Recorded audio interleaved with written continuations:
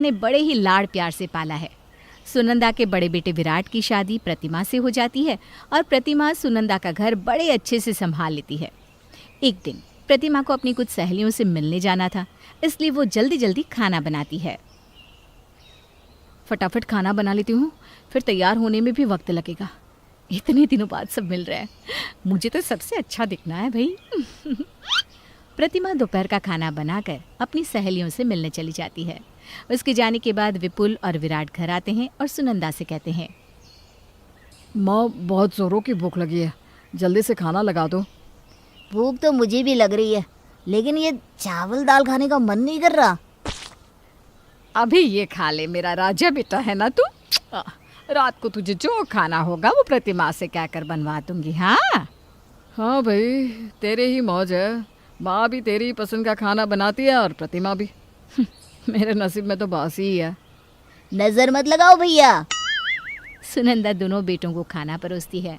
विराट तो कुछ नहीं कहता, चुपचाप खा लेता है, लेकिन विपुल जैसे ही एक निवाला खाता है जोर से कहता है, क्या माँ ये कैसी सब्जी बनाई है?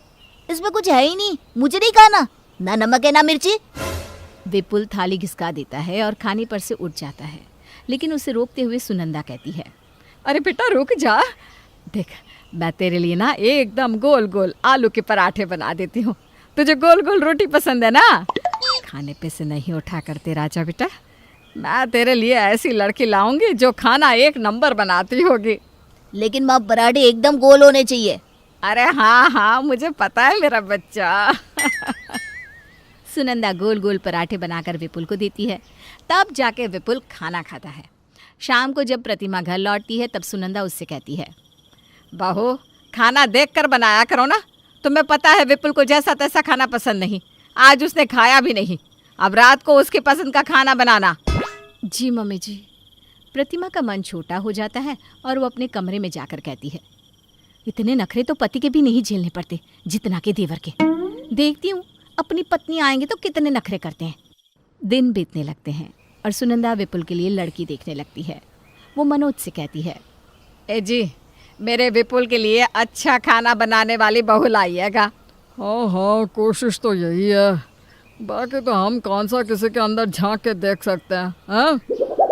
विपुल के लिए हेमा का रिश्ता आता है और हेमा भी सबको पसंद आ जाती है। सुनंदा हेमा से एक ही सवाल पूछती है, बेटा तुम्हें खाना बनाना तो आता है ना?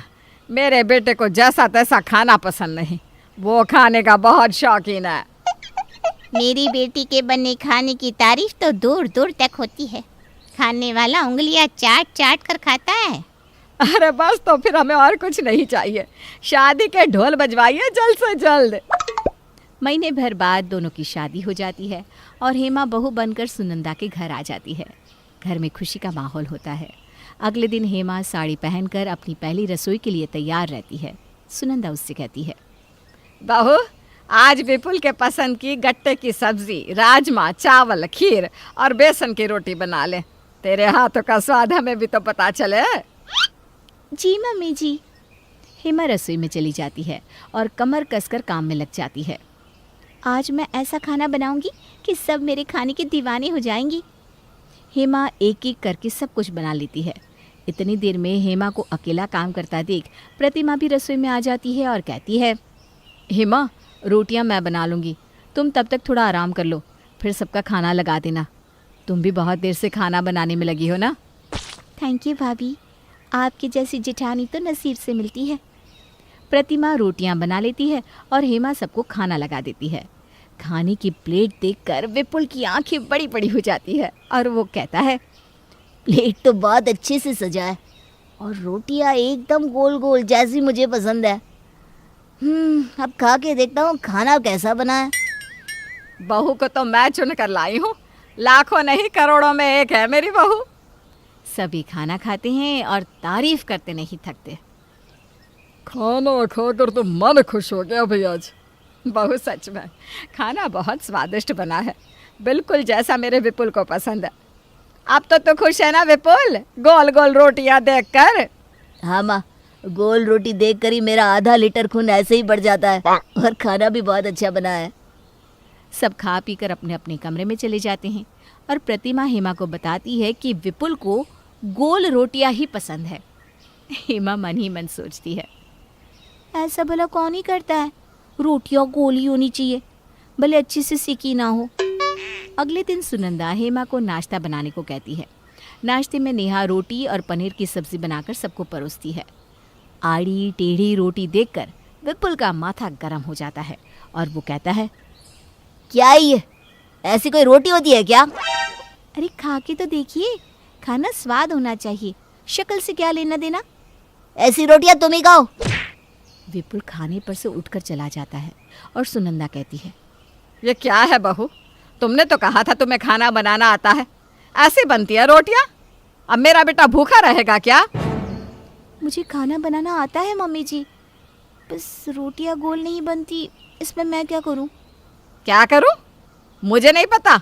अरे किसी भी तरह से गोल रोटियां बनाना सीख लो, वरना वापस चली जाओ अपने मायके। हेमा रोने लगती है। तभी प्रतिमा कहती है, यही होता है यहाँ, बहू की इज्जत बस गोल रोटी पे निर्भर है। विपुल जी को माँ ने कुछ ज़्यादा ही सर पर चढ़ा रखा है। रो मत, कुछ ऐसा करो जिससे इनकी अकल ठिकाने आ जाए। इनकी अकल तो मैं ठिकाने लगा कर रहूंगी, आपको मेरा साथ देना होगा भाभी। अरे हाँ हाँ, मैं हर वक्त तुम्हारे साथ हूँ। एक दिन सुनंदा की तबीयत खराब हो जाती है और वो बेड से उठ तक नहीं पाती। सारी जिम्मेदारियां प्रतिमा के सिर आ जाती है और वो बेचारी दिन भर खाना बनाती रहती है, क्योंकि हेमा के हाथ की बनी रोटियां विपुल खाता नहीं। हेमा प्रतिमा से कहती है, भाभी आप कोई बहाना करके यहाँ से चली जाओ, फिर देखो क्या होता है। ठीक है। प्रतिमा कह देती है कि उसकी माँ की हालत बहुत ख़राब है और उसे जाना ही होगा। प्रतिमा के चले जाने के बाद हेमा ही रोटियां बनाती है। रात को विपुल घर आकर खाने के लिए बैठता है। हेमा टेढ़ी मेढ़ी बनी रोटी और सब्जी विपुल को देती है। क्या ये, तुम्हें एक बार में समझ में नहीं आता क्या? मैं ऐसा खाना नहीं खाने वाला, मैं बाजार से खा लूंगा। ठीक है, कितने दिन तक बाहर का खाओगी? मम्मी जी को 1 महीने का बेड रेस्ट है और भाभी तो कम से कम 10 दिन तक तो नहीं आने वाली। तुम उसकी फिक्र मत करो, अपना काम करो। विपुल बाहर जाकर खाना खाता है। इसी तरह विपुल रोज 3 टाइम बाहर का खाना खाता है। एक रोज विपुल के पेट में बहुत भयंकर दर्द उठता है। दर्द के मारे वो जमीन पर लोटने लगता है। ये दर्द मुझसे बर्दाश्त नहीं होगा, मुझे डॉक्टर के पास ले जाओ कोई। हेमा विराट को दुकान से बुलाती है और विराट विपुल को अस्पताल ले जाता है, जहां डॉक्टर कहते हैं, इन्हें फूड पॉइजनिंग हुई है सर। क्वालिटी देखी जाती है, डेकोरेशन नहीं। घर का खाना जैसा भी हो वही खाना चाहिए। डॉक्टर की बातें सुनकर विपुल की आंखें खुल जाती है। जी डॉक्टर साहब, मुझे समझ में आ गया है, ये सब मेरी गलती है। गोल रोटियों के चलते मैंने खराब खाना खाया। अब मुझे चाहे गोल रोटी मिले या ना मिले, मैं घर का ही खाऊंगा। विपुल को डिस्चार्ज करवाकर घर ले आते हैं। घर आकर विपुल हेमा से कहता है, मुझे बहुत तेज भूख लग रही है, आड़ी टेढ़ी रोटी ले आना। जी हाँ अभी लाई। और दोनों हंसने लगते हैं।